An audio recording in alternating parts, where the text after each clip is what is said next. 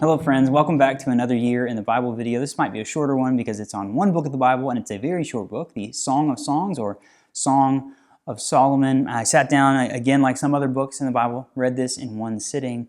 Actually read it a couple of times just to kind of soak it in and see what I thought and catch some of the themes and see what stood out to me. I jotted down a few of those things for you, but then I also did, as I've done with a lot of other books in the Bible this year, is went and sat down with the video from the Bible Project on this book and kind of saw how they kind of marched through and talked about some of the themes and the overarching history and context, which I thought was really helpful to think about. So 8 chapters of love poetry. I mentioned in my last video that when I was a kid, like a pre-teenager, you know, I would always, me and my buddies would find our way, like when we were bored in church, we would find our way to this book of the Bible because there's some pretty racy language in here, and it was fun as a little kid to kind of read that in the Bible. It felt like we were doing something wrong, you know?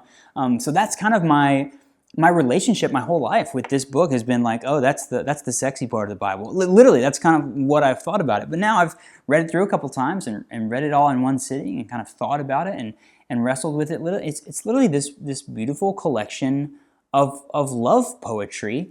And what I noticed right away was there's way more coming from the woman in the relationship here than I maybe thought there was. Like, she is one of the main speakers in this. Yes, it goes back and forth and it's kind of interwoven a lot, but a lot of it is coming from her perspective, which I don't think about it in that terms, but that's what it is. So big themes here: love, desire, yes, physical attraction. Like, there is a lot of that in this book, and it's very repetitive. Again, they're kind of interwoven, like the speaker changes and you don't exactly know who's speaking all the time. You have to kind of play catch up as you're going, but it's like dripping with love, dripping with affection, dripping with longing. There's so much of that in here, and then it kind of just ends and it's over, and you're like, huh. And I think it begs the question as I'm reading, like, what is this about? Why is this in the Bible? I think that's one of the questions that's always been asked about this book of the Bible, and I really do think it's just, there's some, they say in the Bible Project video that there's some people who think, well, it's a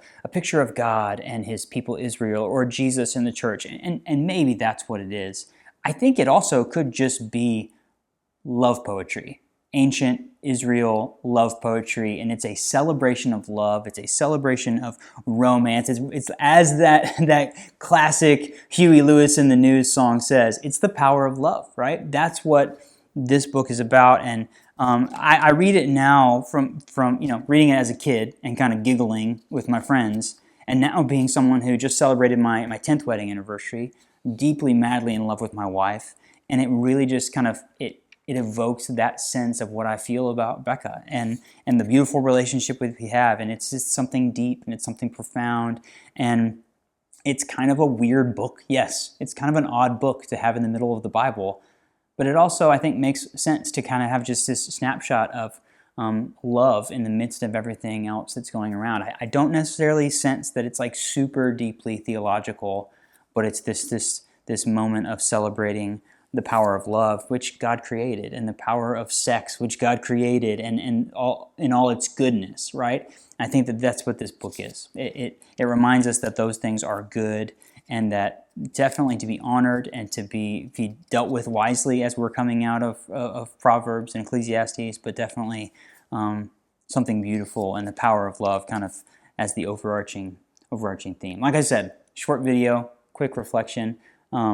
Marching into Isaiah. I've already started Isaiah now, and there's a lot there, so I wanted to get this video done so I could really focus my attention for the next few weeks on Isaiah. So it might take me a little bit of time. I'm going to be reading Isaiah, and I'm going to be traveling a little bit, so it might be a little bit of time before the next one, but know that I'm going to keep up with this. So if you have any thoughts you'd like to share about Song of Songs, Song of Solomon, please drop those in the comments. If you have any questions or encouragement for me along the way, please leave that as well. Again, I'm really enjoying this process of kind of sharing my journey, and being able to record these videos is definitely a good accountability tool, but also a good reflection tool for me. So I hope that as you read through the Bible, you're finding ways to reflect and jot down notes and share with friends and family. So anyway, thank you so much for watching. I'll see you next time.